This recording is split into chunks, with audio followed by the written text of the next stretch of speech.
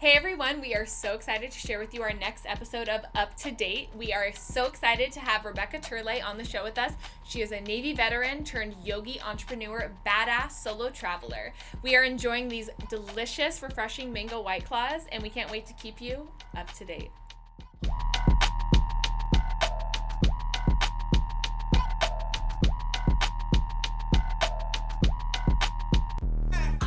I love you like la la la la la la la la la.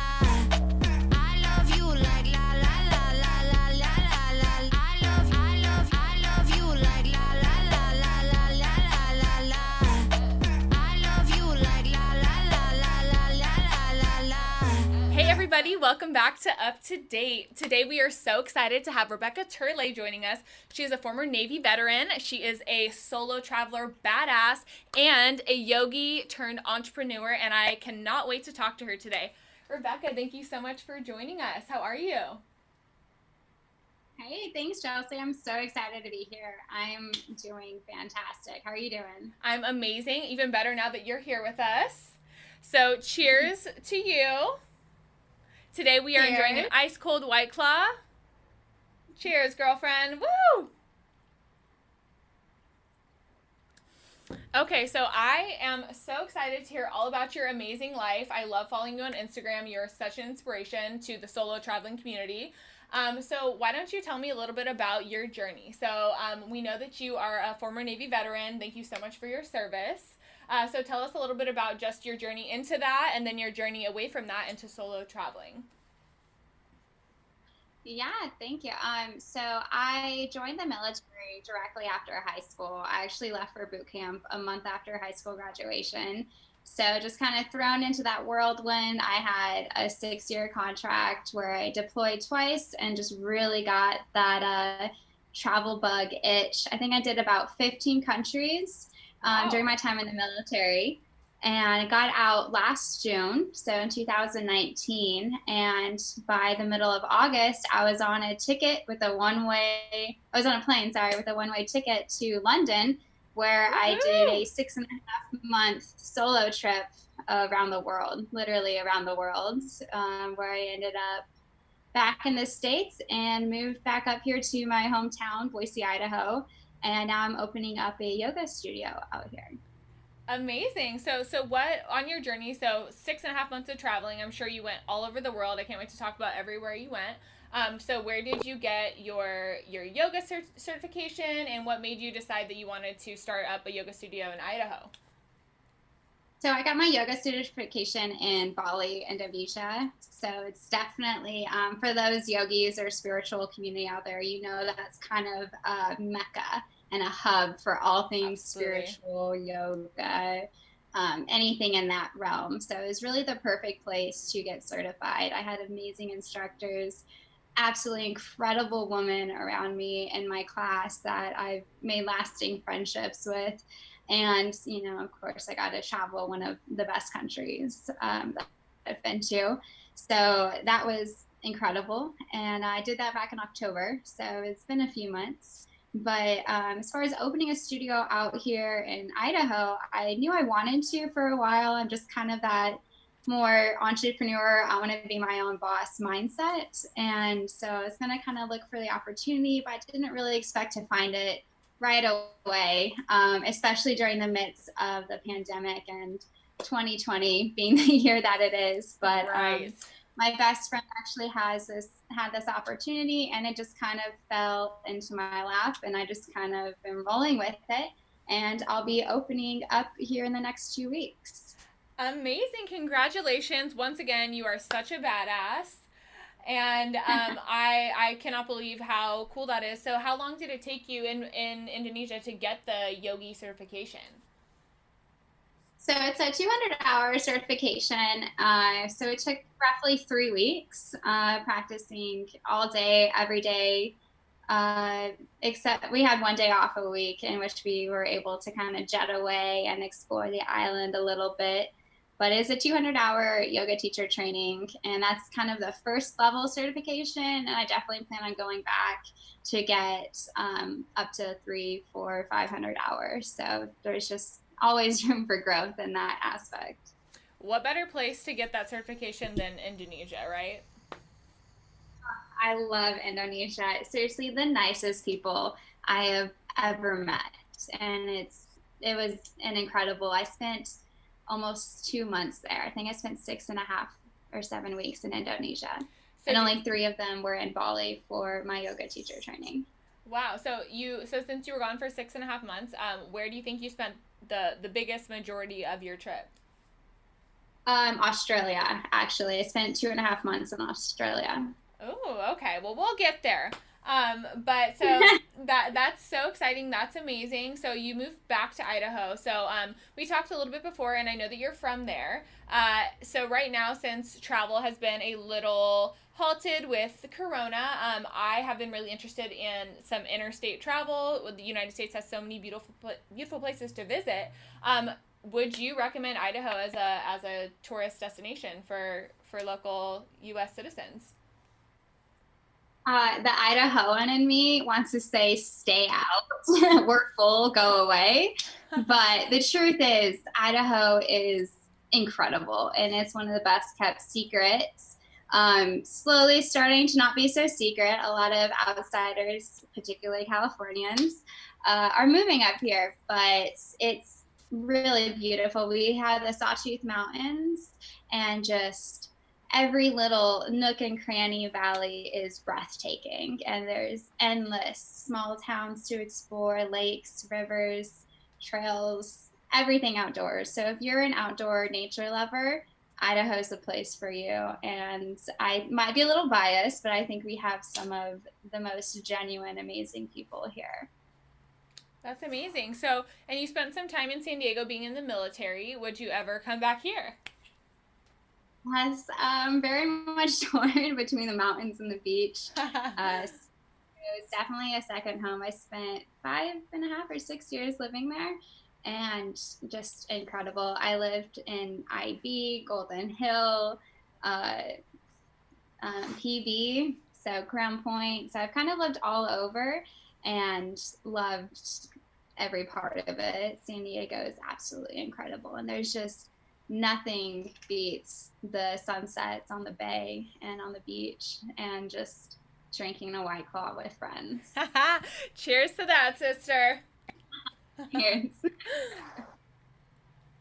Well, so speaking of beautiful sunsets, where have been 3 of your favorite places to experience a sunset around the world? Ooh, okay. So, one was during my time in the military. We were in the Middle East, in Bahrain, I believe it was, or Qatar. I can't quite remember exactly, but we were on the airfield, and just that desert sunset is unbelievable. Just like, I think it's the dust that makes it so incredible, and the sun was just huge, and just everything you see in like Hollywood and pictures and everything. Unbelievable. Sounds Absolutely. sultry. Like I could, see like a mirage rising up into the night. Woo! Exactly. The only thing that could have made it better is if you see like a train of camels or something wandering past. Did you ride a camel? It was pretty spectacular. No, not then. No, it was a work trip, so no time for fun then, unfortunately. Well, one day. But next, I think would have to be in Indonesia, not on Bali, but there's a small group of islands next to them called the Gili Islands. There's 3 of them. I was on Gili Air, which is kind of it's kind of like a Goldilocks situation. So there's 3 of them. There's like the honeymoon island, there's the party island, and then there's one that's kind of just right. That's kind of in the middle, so you have a good mix. Which is called Gili Air. So I spent a week there, and it's 5 miles diameter around, so it's very small. And so it was incredible because there's a volcano in the background on the main island in Bali, and then you have the Gili Meno, which is the honeymoon island, in between, and then there's kids rowing their boats, fishing and playing in the water, and it looked like a postcard. It absolutely could be a postcard. And once again, the sun was just huge, and it turned the entire water pink. And I went out into the middle of it, and I swear, like, I transformed into a mermaid that night. It was one of the most magical nights of my entire trip. Every girl's dream. That sounds amazing. Do you have any pictures of this on your Instagram? I do. Yeah, the entire background is pink, and there's just see a little silhouette Rebecca walking on the beach. Well, there was actually a group of French guys, and they don't speak English very well, but they kept calling me Ariel. So that just kind of reconfirmed that I did, in fact, turn into a mermaid. You're like, I am a princess. I will take that, Frenchman. Thank you so much. Amazing. Well, so we will obviously have your Instagram linked. Everybody go check out her amazing adventures. Okay, so that sounds amazing. Gili Air. It sounds like an airline, everyone, but it's an island, so that's pretty cool. Interesting to hear about. And what about the third place? Where is your third favorite place that you've traveled to see a sunset? It would have to be in San Diego, Ocean Beach to be exact. Oh. My going away party, I did a bonfire beach day in right there by the pier in Ocean Beach, and I was surfing, kind of one last round before my trip, the night before I left on my grand adventure. And I was on the middle of the ocean waiting for a wave, for the next set. And once again, the sun turned the entire ocean pink. And I'm sitting out there in the midst of it, and I couldn't tell sea from sky. And it was just the most heartwarming and touching night. And I really felt San Diego was kind of saying goodbye to me in the most magical way. Maybe not goodbye, but just see you later.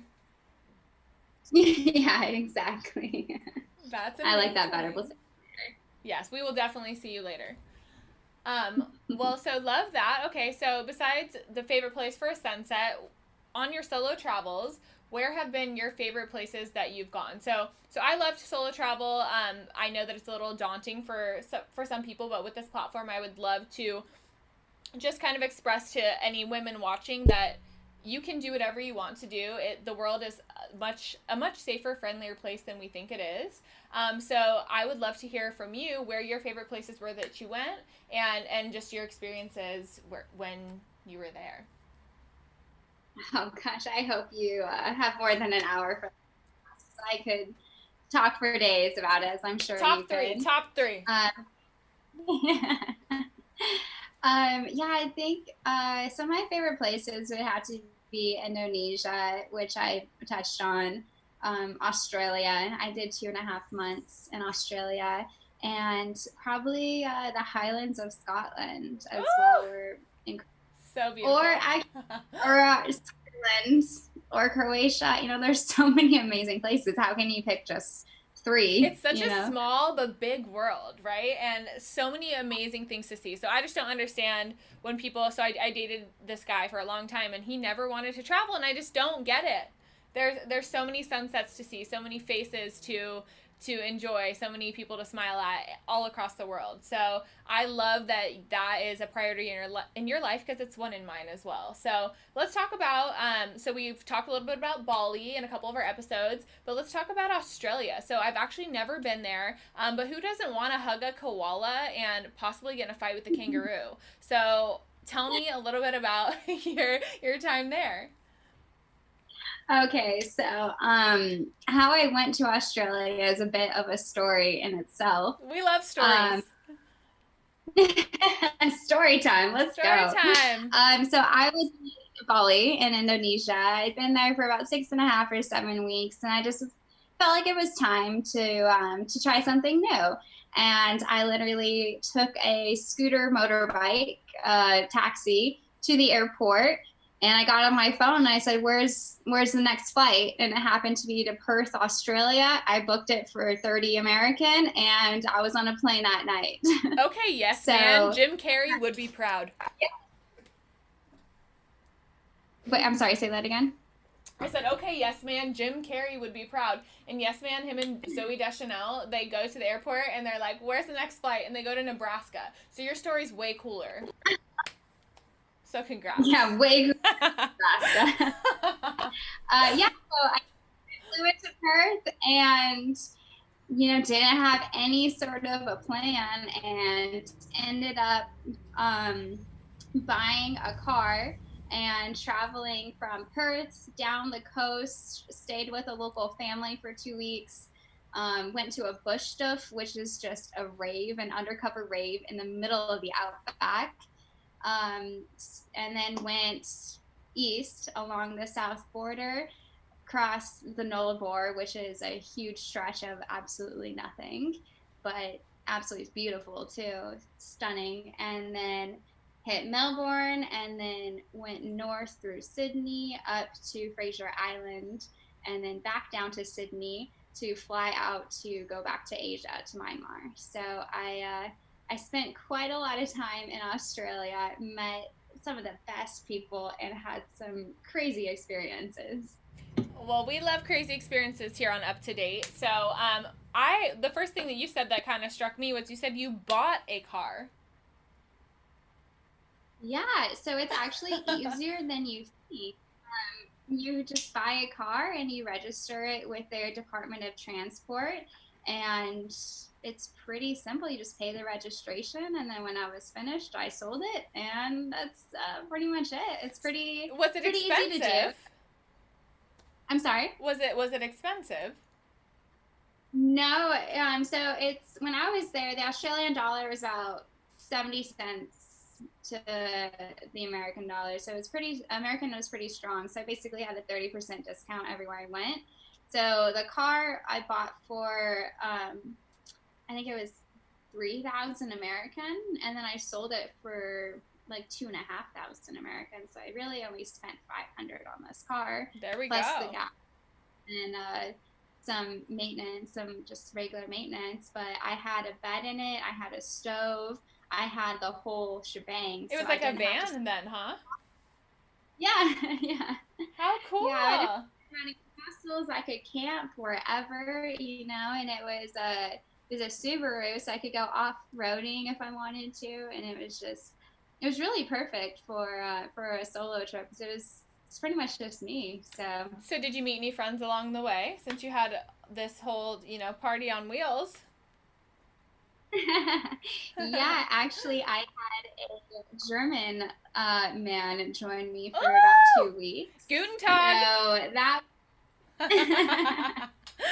yeah. Since we're talking about men on this podcast too, I feel inclined to mention him. Please do. So he was a German man I met in Bali, and he's traveling with his brother. I was traveling with a girl that I met, and we just kind of hung out, explored Bali, and then both ended up in Australia by chance. And he decided to come travel with me for about 2 weeks. So he did a nice little road trip, and then he had to go back to Germany, and I kept going on my adventure. So it was just a really cool thing to just kind of meet someone, enjoy them for the time you have, and then be on your way and just, keep doing your thing. Little serendipitous sweetness. So that's really cool. Do you guys still talk? Yeah, we do. He's definitely going to be a lifelong friend. Amazing. Now, and that's what solo travel really opens you up to. If you were with a friend the whole time, it might be a little bit harder to make those one-on-one connections, those soul connections that are really important to me, and obviously are important to you. But how cool! And I bet it was really awesome to have. We're powerful females. We know that we're bad bitches, right? But driving through the vast desert that is Australia. Australia is huge. I was looking into, I haven't been there yet, and I cannot wait to go, but I was looking into that, train travel takes a long time, Greyhound travel takes a long time, because it's just so huge. So I bet it was so sweet to have somebody that you connected with you on at least a part of the journey, and, send anyone you meet, even if it's not gonna be forever, I think the best thing is to send them love and go along the way, that's what life is. Yeah, absolutely. I couldn't agree more. That's one thing that trip taught me a lot, is just enjoy the moment.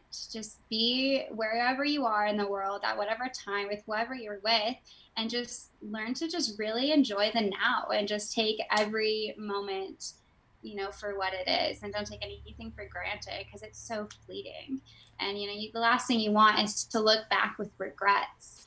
I wish I would have done that, or I could have done this and I didn't. And so that's one thing it definitely taught me was, or just reconfirmed, I guess. I've always been a bit of a spontaneous person, but it just kind of reconfirmed just to live in the moment and just appreciate wherever you are. That's right. All we ever have is now. And if you're living in the past, you're not serving yourself. And if you're living in the future, you're not necessarily either. And I think traveling really like brings us back literally to earth. Like all we have in front of us is our, our eyes, our plans, and we create our reality. So that is super amazing. I love that you got to spend a little bit of your now with somebody that you resonated with. So once we kicked him to the curb, then what? Then I kept going up north, and I went to Fraser Island, which I don't know if you know anything about it, but it's one of the craziest places I've been to. It's really cool. Really? No, I know nothing. Hidden secret, huh? Yeah, so it's really cool. So you have to take a ferry to this island, and there's no roads or anything. There's very few buildings, only a few little villages, which are just convenience stores and gas stations. And their freeway is actually just the beach. And so I did a tour with, I think about 30 people. And I had a car with like the girl gang car, we just blasted, I think Dance Monkey was our theme song. So we just blasted Dance Monkey, singing down the beach, girls from all over the world, and just had so much fun. And I take turns off-roading and everything. And so after after a German man left and had to go back home to reality. I put that in your head, but it was kind of fun to say, right? So it's nice to kind of reconnect with the girls and, make some really strong female connections and just enjoy the beautiful scenery, off-roading like a badass, seeing some jaw-dropping scenery, and camping under the stars every night for about 3 nights. I'm picturing Mad Max vibes. Like, like busting ass through the desert. Did you see any kangaroos? I actually hit a kangaroo. No! With a car. And so did he hit you back? Because we know that some of these guys are jacked. Yeah, it was. They're huge. They're absolutely huge. But I was driving by myself through the Nullarbor, which is just this huge stretch of desolate outback on the southern part of Australia. And it's really sad because when one kangaroo gets hit by a car, its family kind of waits around for it to wake up and come on. And so when another car comes, freak out, and then they get hit, and it causes more of them to wait around. And it's just, so you get these patches of just dead kangaroos lining the road. A kangaroo conglomerate. Really... Yeah. And what did you say? A kangaroo conglomerate. Yes, a kangaroo conglomerate. So every time I hit one of these patches, I would slow down to 15 kilometers and really try to avoid it, laying on the horn, trying to get them to jump out of the way. And this one time, this kangaroo, I'm slowing way down, and it jumps away, then back, then away, and then into my car. And then I see it hop away, and one of its back legs is hanging on by an inch of skin, and it's just flopping. I'm sad. And I started bawling.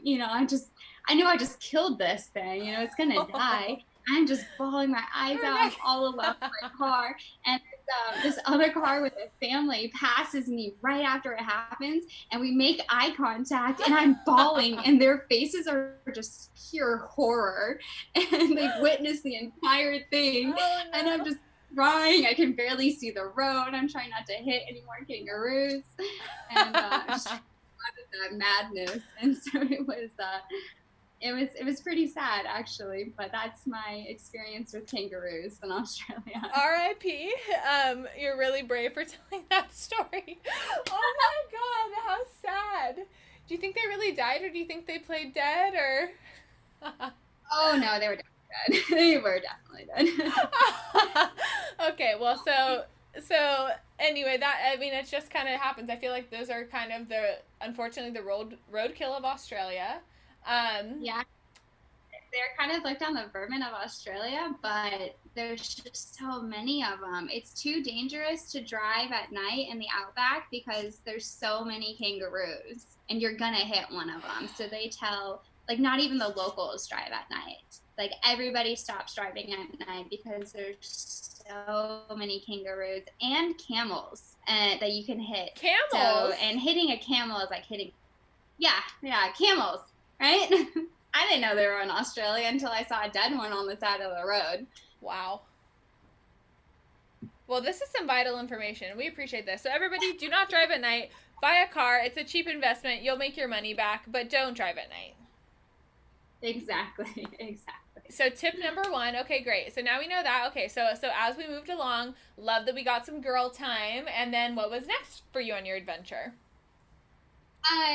So from that, I just kind of enjoyed Australia a little bit, just by myself. I actually danced naked on a beach by myself. Ow, ow! So it was probably one of the most self-empowering moments of like that time, and arguably of my trip, because I mean, I've never been nude in public before. You know, that's not really accepted over here.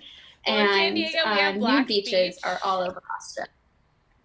What's that? We have Black's Beach in San Diego, but it's mostly old wrinkly ball sacks. So in Australia, I'm sure you were a sight to be seen. So thank you for blessing the Australian sands with your sass. We love that.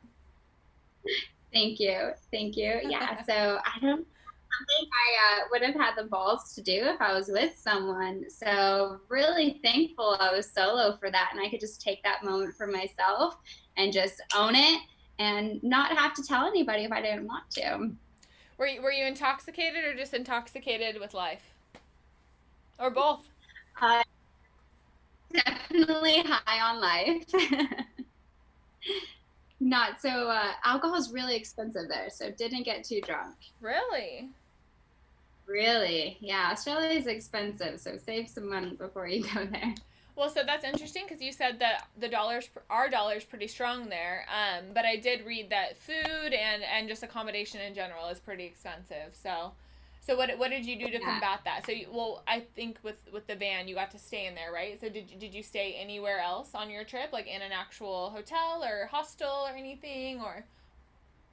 Yeah, for the majority of my trip, I stayed in hostels, which I recommend to every traveler, Yes. solo or with a partner. Stay in hostels. Get Hostel World app. It's incredible. It tells you great ratings, and if there's bed bugs or not. Always check the comments. Absolutely. Yeah. I'm sorry?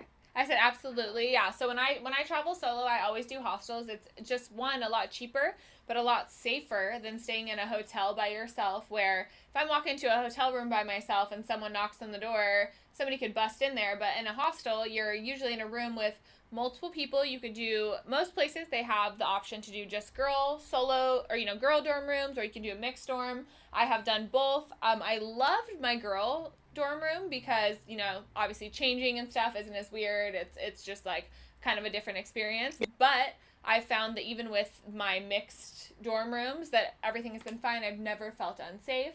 I actually feel more safe staying in hostels, so totally recommend them as well. They always have really fun nightly outings you can do and just get to know your hostel community and people from all over the world. So it's such a great experience to expand your knowledge base and just your knowledge of the world.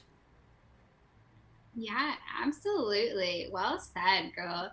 And on top of that, it's a really great networking for solo travels and just traveling in general, and so a lot of times you meet someone at a hostel, you hit it off, and you hang out for that time, and a lot of times they're traveling to future places that you are too. A lot of people I've met were traveling for extended periods of time. I'm saying upwards of 2 to 5 years. and they have so much wealth of You knowledge meet that you can kindred grasp spirits. towards. You're like, oh, you've been here, I'm going there next. And they can tell you all these cool things. Even if they've been there a few days longer than you. Like in Budapest, I had this experience where I met this guy who had traveled all over the world.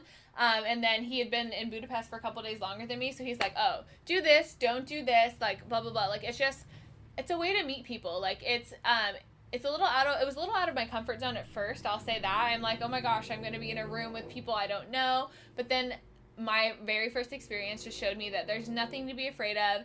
If you think that people are friendly, they're going to be. And that's honestly what I found all over the world. But you have to have that in your heart too. Like I'm such a friendly, like I'd like to say kindred spirit. Like I love everybody regardless of anything, and so I think I've found that in my travels as well. And it's just been so enriching and so pure. Like, traveling alone is so cool. It's so fucking cool. Yeah, absolutely, absolutely. Yeah, and I'm sure, like you've experienced this, I'm sure, and you can testify that when you're traveling and staying in hostels, especially if you're single, there's just no time to put up a front or to bullshit anyone. So, what you see is what you get, and then you can really let, your Always. vibe attract your vibe. And I'm sure you can testify. I've met the most amazing people, lifelong friends on Yes. my trips, just from being myself, and it really allows you to just be fully accepted and accepting of others, and really just kind of put the ego to bed and just enjoy the company of where you're at. Exactly. I love what you said about being yourself, because I like to think I'm always myself, but let's be honest, different people bring out different things in each one of us. And so to be Mhm. completely alone in a new city, and to find a new person, like it does bring out a part of you. You're different with every single person. It really is the truth. Like you're always going to be like, there's an essence of you that is you, but there's every person you meet is going to bring out a different part of you. And so I definitely found that in my travels, and it's been so refreshing to not only learn about other cultures and other people from all over the world, but to really learn more about myself through them. Oh gosh, yeah. I was so introspective for a lot of my journey, and I've learned more about myself in that 6 month trip than I have during my entire life, all the other years combined, because it really forces you outside of your comfort zone. And that's always where growth is outside of Always. your comfort zone. And so you just grow in such, accelerated speed. You just take quantum leaps in everything you do if you're willing and able, well, not even able, just if you're willing to do so. And if you're willing to be open and accepting and just let what happens, within safety and reason, of course, but just being open to life is like where you'll find the opportunity for growth and just amazing experiences. As a solo female traveler, were you ever nervous? Were you ever scared? So let's talk about one before your trip. Did you ever think like, oh my gosh, this is gonna be like kind of a scary thing because I'm by myself? And then once you were on your trip, did you ever feel in danger? I think before my trip, I was pretty comfortable already. I'd done a decent amount of traveling, with and without the military. So, I think I was pretty comfortable with it. I did a solo trip about 3 years prior, but it was solo with a group. So I was the only person in a group of people, and we went and hit a few countries in Europe, and then I flew back. So I was by myself in that regard, so I was still in the safety of a group. So it was a good, like, kind of dipping your toe in the water. So I think the military and that trip combined kind of really eased my tension about doing a big trip by myself.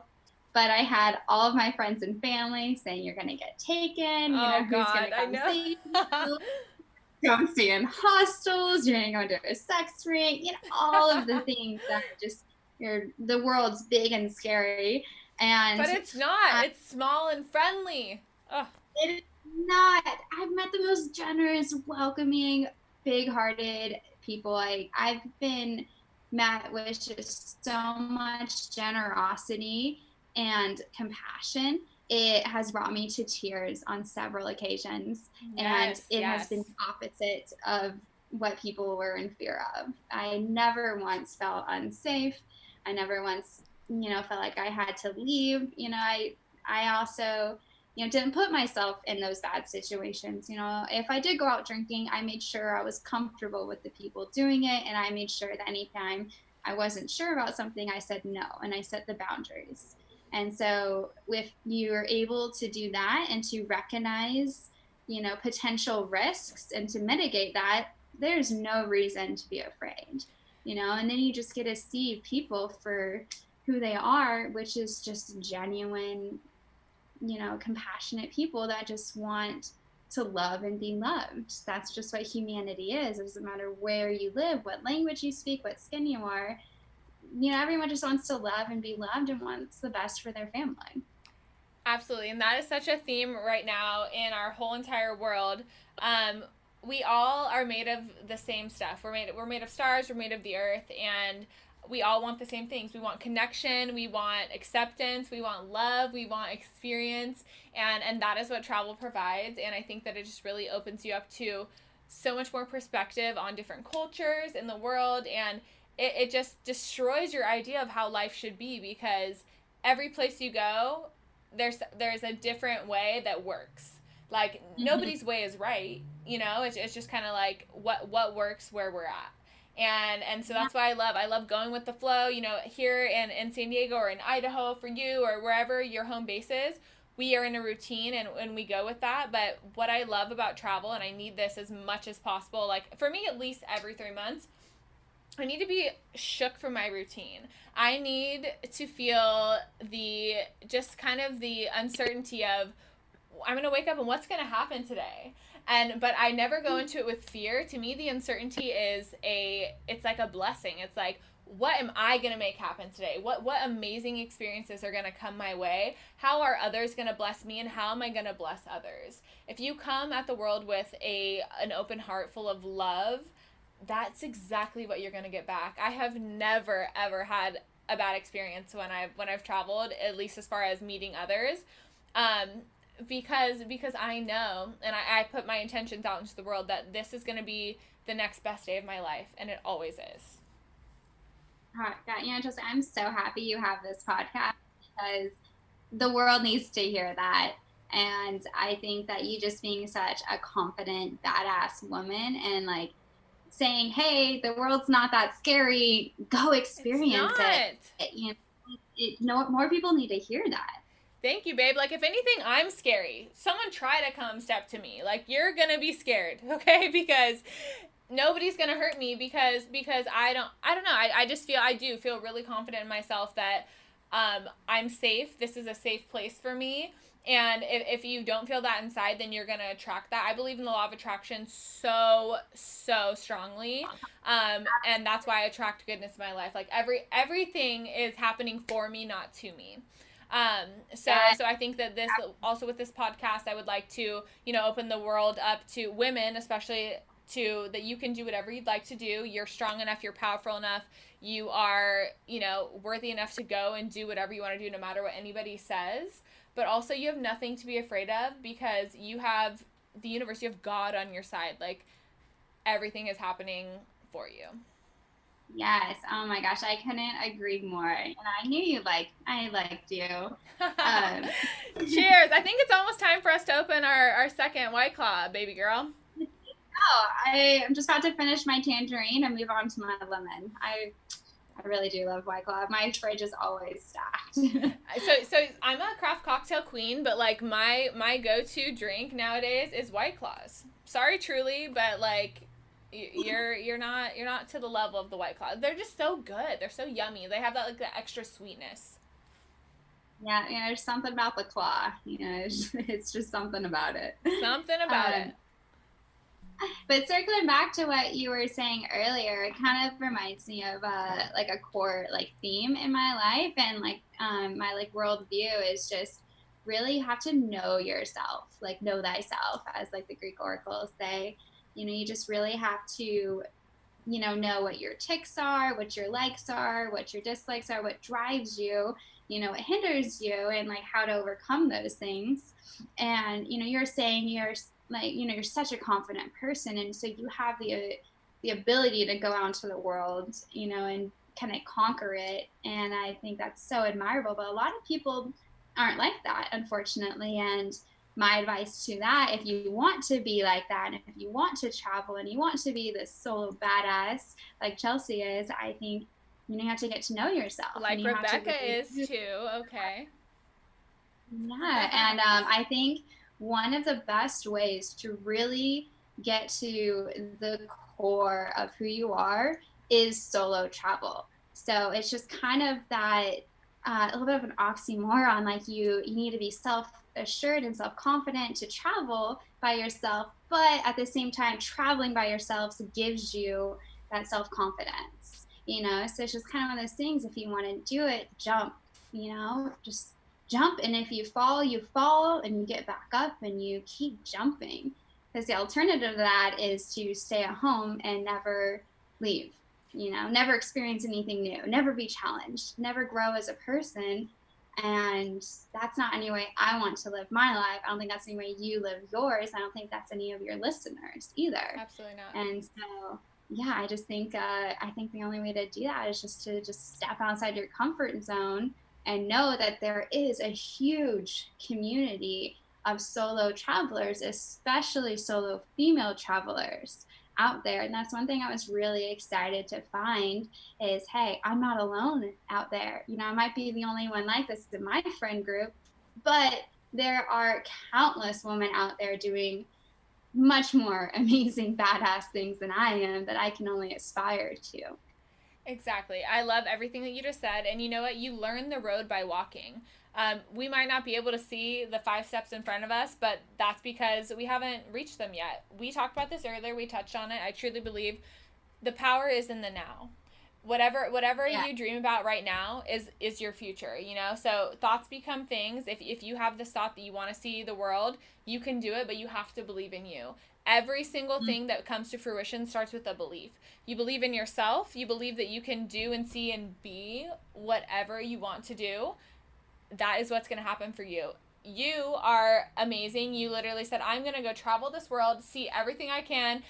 You went to Bali to just see the beauty of it. You ended up finding a life skill for yourself that not only nourished your soul, but is also going to nourish the souls of countless other people. Came home, brought that with you, and you're starting your own business. Like, you are literally cultivating your own crop, and just honestly, like, that's what all of us need to do. We need to find our passion and just relentlessly pursue it. Pursue your passion and do not give a damn what anyone else has to say about it. And that is the secret to happiness. That is the secret to self-love. And so I just am so honored to be sharing this space with you and talking with somebody who has also found the secret to happiness, which is self-love and self-belief that we can conquer the world one step at a time. Yes, absolutely. Yes. Yeah, and I think a big part of that, even if you don't know your goals and your dreams, I had no idea where my passion was. It was a big thing I wanted to go out and find. And that was a big goal of the trip, is to figure out what, ignites my soul, what really just fuels my fire.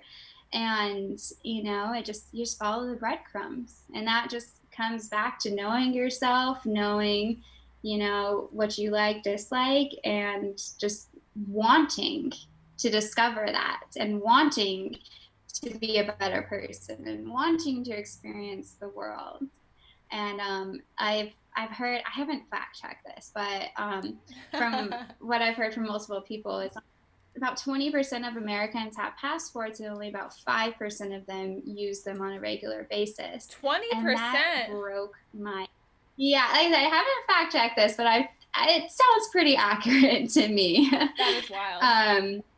Yeah, and so, I look around, my circles and my friends in America, and I realize how many of them have never left the country and never will. It's and tragic. I think that really is a disservice to yourself, your community, our nation, our world as a world collective consciousness, you need to get out there and experience other cultures. You need to see third world poverty. Like, you need to see, other first world countries and how they view America, and you really have to see the world from all different perspectives to really get to know yourself, your place in this world, and what you want your legacy to be.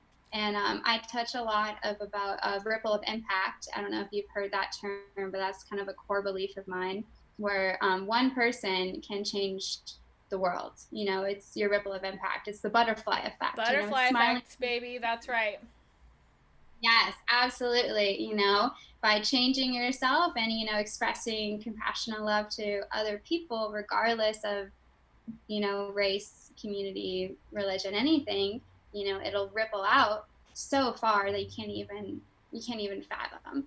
And, but you don't know that, you don't realize that, you don't fully grasp that concept until you step into different cultures. And solo traveling especially, I can't stress this enough, is really your ticket into that insight, into that knowledge, into just that room for expansion and that room for finding a purpose and finding, your legacy that you want to leave. 100%. And so I loved what you said about, like, Americans. I can't believe you said only 20% of people have passports, but I feel like a lot of people have this notion, they have this just like implanted idea that people hate Americans. They don't hate Americans. Like, everywhere that I've ever gone, people are like, you're American. They love us. They want to know about us. They want to be around us. And if there are a few that don't feel the same way, that's okay, because I know for me, I have so much love in my heart. It doesn't matter if you love me. I love you regardless. And that is where my confidence springs from. It's from a self-love. And so I want to instill that, not only like make sure I'm cultivating that in myself, but putting that into others, that anywhere you go, as long as you come with a heart full of love and good intentions, you're going to have a great time, because universally people see that, people love that, people can sense goodness and good intentions. So I absolutely love that. And then, so I would like to just move on to Love Us. I think that honestly, how you said, like, solo female travel, I want to eventually start a solo female travel group where we can, and I would love you to come along on this journey with me, but we can start a group where females, if they have never gone by themselves, it'd be like a solo female travel group, so you obviously wouldn't be alone. It would, like you said, it would be kind of like your first trip where you were alone but in a group. I want people to know that they can do whatever they want to do, and maybe that would be a first little, like, a crutch, a stepping stone, going with the group, but seeing that they can do what they want to do on their own. So transition to, let's talk about, you said, so we talked about German guy. So after that, did you do any dating while you were on your trips at all? So I dated a little bit more so towards the beginning of my trip. When I was in Scotland, I actually met this really cute Scottish helicopter pilot, like military man. Ow! And we met him in Edinburgh, and then he ended up taking me into the Highlands for a few nights and showing me, these Monroes that it's called bagging a Monroe, where you climb a mountain, and showing me all these cool places where you go up. And I think I had dinner one night, and I had Scottish whiskey, Scottish salmon, Scottish scallops with my all Scottish amazing. man, and I was in it. I was fully immersed. Well, good. I love Scotland too. I actually had a little love interest in Scotland as well, but he was South African and he was like playing rugby there. But I love me a Scottish accent. Like, butter me up, buttercup. Let's go. But yeah, so okay, so what? What's your favorite accent? Because accents are sexy. Like, let's just agree on that. They are panty dropping sexy. They're panty dropping sexy. So I'll say this though, people love our accents. Like honestly, anywhere I went. So when I was in Budapest, I met a British guy, and he's like, you're American, but I could tell his eyebrows were like, like he was down. Like people love Americans. I don't care what anybody says, they love us. But okay, so I would say honestly, my favorite accent. I love a Scottish accent because it makes me laugh, but also makes me like question myself because I'm like, wow, that's pretty good. Also, I think I might be a little partial, so I'd say like Australian slash South African is like Australian-ish. It is. So, Yeah, there's been just kind of hard to tell the difference. I'd say Southern Hemisphere-ish. I really like. So definitely Australian. Love South African. What about you? Oh, yeah, I think Scottish. Yeah, I like that Scottish, maybe like Irish accent. Irish is so thick. I mean, we like them thick. We like them thick, but I'm thick. Yeah, if I can't understand you, good to go. Oh my god, I love it. Okay, well, so now that we're on the subject of just men in general, today we want to talk about deal breakers. So, recently I had a situation that like caused me a little stress, and it was just like a deal breaker for me. And I would love to talk about just like, we could just list them off or go into detail, but if you have any fun stories about some things that were just like happen, like you were into someone and you're like, no, this is an absolute deal breaker for me. So I'm gonna let you start, and I have some too. Let's just go back and forth. But this needs to be said. People need to know, men, you need to know where you're fucking up, because we can't handle this anymore. You have the floor. Oh, yeah. I mean, I've been single for years now, so I have all of the deal breakers. Sister, me too. I think just like a general lack of confidence is probably my number one. Like neediness. I'm a very confident woman. You have to be confident and be able to handle me. Like you need to perform at my level. You need to check me when I'm wrong. You need to praise me when I'm right. I don't want you to be a little bitch. Let me know. Yes, absolutely. But not too much. Not too much, but just enough. Yeah, within the realms of respect, because if you disrespect me, I will let you know real quick. Respect is number one, but also I need a little fire, because I'm like, you know? It just keeps you accountable. No, that's a big deal breaker, is not having that spark, that chemistry, someone that just challenges you. I want a man. I like men. Be a man. Yeah, boys, bye-bye. Like, call me back when you've grown. As the Spice Girls said, I want a man, not a boy who thinks he can. Love him. Absolutely. Where's the reunion tour? All right. Let's hear your story, girl. I wanna hear. I'm curious. Okay, so on our previous episodes, we've touched on ghosting multiple times, and so last episode I said, you know, we're the Ghostbusters. Like we need to start holding men and women, right, accountable for ghosting. It's even if it's like one date, I think that it's right to say, hey, I had a great time with you. I don't think this is a right fit, or just be honest about your situation. But I think that is sufficient, and that's like no more contact. So I actually went on one date this weekend. Went on a date. He was a nice guy. I didn't feel it. And honestly, like I am kind of a little hung up on a last relationship that I was in. So I said, you know what? I was honest with him. I said, hey, I had a great time. So I just think that that's the right thing to do. And I'm confident in myself. Once again, I talked to you earlier about it coming from a place of self-love. If you love yourself, there's no reason why you shouldn't be able to tell someone, hey, you are great, but this isn't for me. I wish you the best. Like, take care. There's love in that. There's no, like, I'm not afraid of being who I am. I'm not afraid of saying what I feel, because I love myself and I love you. Like, I don't love you, but you know what I mean? Like, it's just like, that's a humanitarian way of, like, approaching life and love, right? So I messaged this person. I said, hey, I think you're a really sweet person. I have to be honest where I'm at. I'm not over my last relationship or ready to move on. I wanted to be honest with myself and with you where I'm at. I wish you the best. Have a great week. Take care. And this person comes back, hey, you're such a genuine person. Thank you so much for being honest. There was something I wanted to tell you. Mind you, one date. Something I wanted to tell you, but I didn't because of something you mentioned. yesterday. I don't respond because what did I already say to you? You're cut. Mm-hmm. The scene is over. Don't respond. Right. The next day I get a text. I have a question for you. I just went to Trader Joe's. Let me tell you, but with all this COVID, I haven't been to Trader Joe's in 3 months. I had the best time. Okay? I get out of Trader Joe's and I see this freaking earth-shattering message. I have a question for you. What question could you possibly have for me after I met you for 1 day? Less than 24 hours. Didn't even hook up with you, okay? And so I said, what's that? Because, like, I know I would feel probably, like, hurt if somebody didn't respond to me, but also I'm like, I already just told you what's up. Like, you want more pain? Like, why are people a glutton for pain? Listen to what I said. So this is also a testament to boundaries. So a deal breaker for me is if you don't listen to my boundaries. So I said, what's that? And he said, it's more than I want to text. Do you have a quick second for a call? And then I was pissed off. I said, honestly, no, I don't. I said, I meant what I said the other day.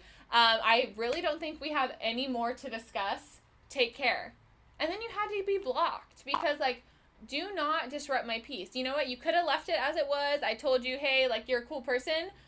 Don't disrupt my peace. There's nothing. What else do you need to say? Like, why do people need the last word or, like, what? But so that was my thing, but I also felt like it was, like, a lack of self-confidence. Because somebody who was confident in themselves, if somebody told me, hey, you're cool, but, like, it's not, like, this isn't a good match, I'd say, hey, thank you so much. Good luck to you, too. Self-confidence is key in anything. Yeah. So a big deal breaker for me is not having self-confidence. Another one, and then it's going to be your turn, no witty banter. Like, you better have some smart-ass remarks to come back at me with. Respectful, but smart. So no witty banter, like, you're falling flat for me. Go. Yeah, so that story hit home for me. I had a similar experience. Weird. It was boundaries. So weird. I felt nervous. Like, I was going to sleep last night. I was like, because I'm like, I had to block you. I think it comes back to just not like being afraid of being alone. You know, you said self-love. You know, people are so afraid of, you know, not of like being by themselves. You know, which circling it back to solo traveling. We're not afraid to be by yourself because if, like you said, if it doesn't work out, bye. I'm good. Moving on. Next. Straight. Yeah. Better.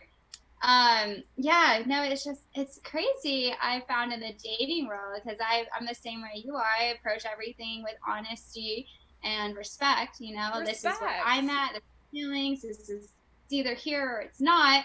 You know, and a lot of times I'm met with like appreciation, respect back. Yes. But sometimes you kind of have to be a little bitchy to guys. I met you once, like, and I don't like to be bitchy because to me I feel like if you hurt someone else, that only hurts you because that makes them like, you know, it's a bad feeling towards you and that's never good.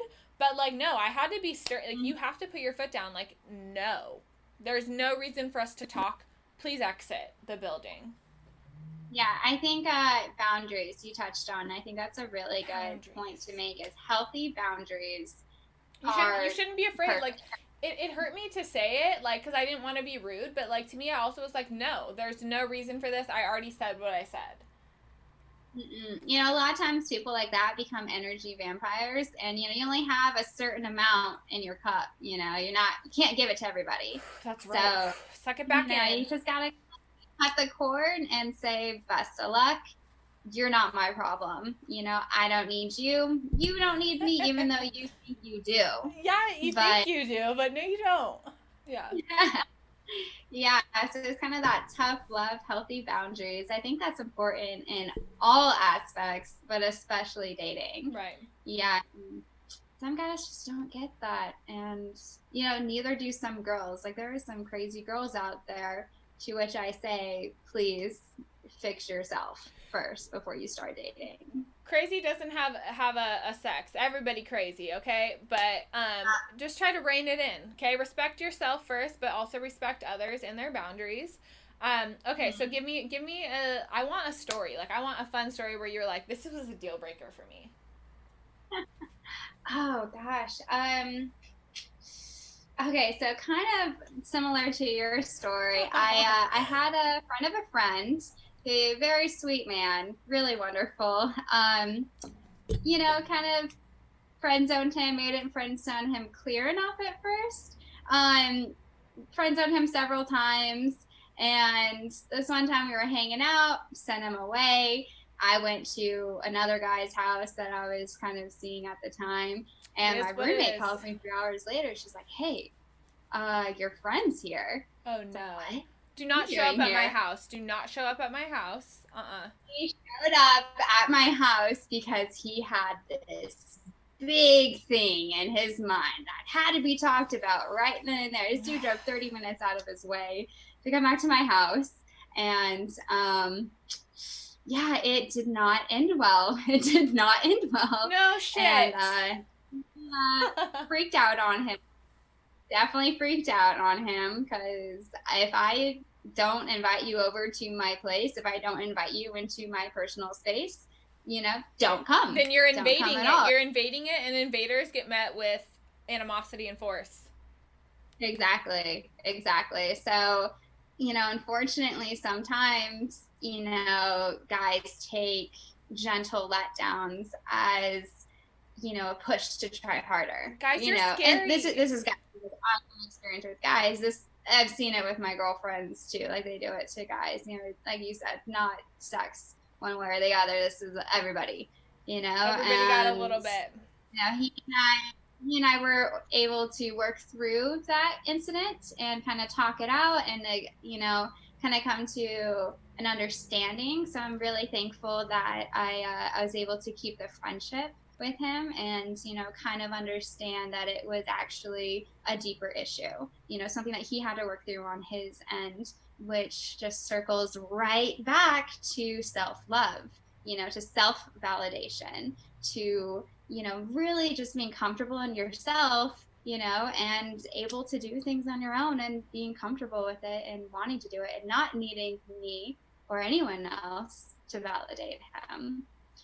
So it was, yeah, it was definitely a weird experience, but it turned out the best case scenario, because I know a lot of times it does not end crazy as crazy does. And thankfully my guy is a good guy, just had a little hiccup, but there's a lot of crazies out there that I would be really uncomfortable if they knew where I lived after that.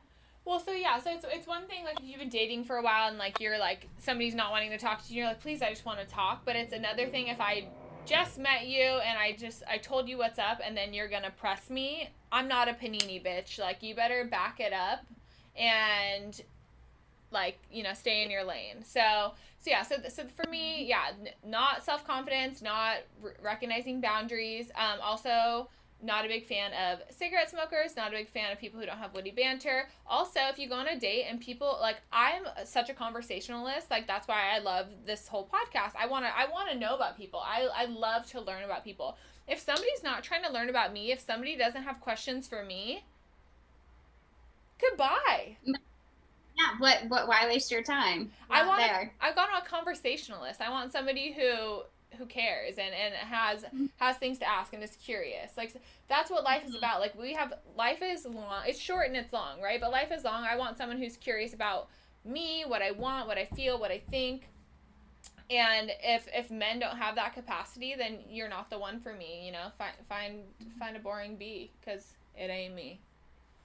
Yeah, absolutely. Like, you're an alpha woman. You need an alpha man as well. Damn it, you're right, I am. Well, you are too, sis. So, this has been so amazing. I am so happy that not only did we get to speak to our solo traveling woman world, but I definitely feel like I made a friend. I cannot wait to, honestly, like I said, since traveling's a little bit weird right now, I am super interested in traveling the 50 states. I would love to come see you in Idaho. Come check out your new yoga studio. My yoga studio has been closed for the past 3 months, so I cannot wait to stretch it out and honestly come support a fellow sister. So cheers to you. Cheers to more adventures, more life, more self-love. Cheers, absolutely. Thank you so much for having me on. It's been an absolute pleasure, and I hope to be back and see where this grows. I think you're starting something really amazing. You're starting a movement, you're starting a community, and what better leader than this boss ass babe that you are. So cheers to you. Cheers to your new endeavor. Cheers, babe. Thank you so much. All right, guys. Thank you so much for joining us on another episode of Up to Date. We will see you next week. Thanks for joining us.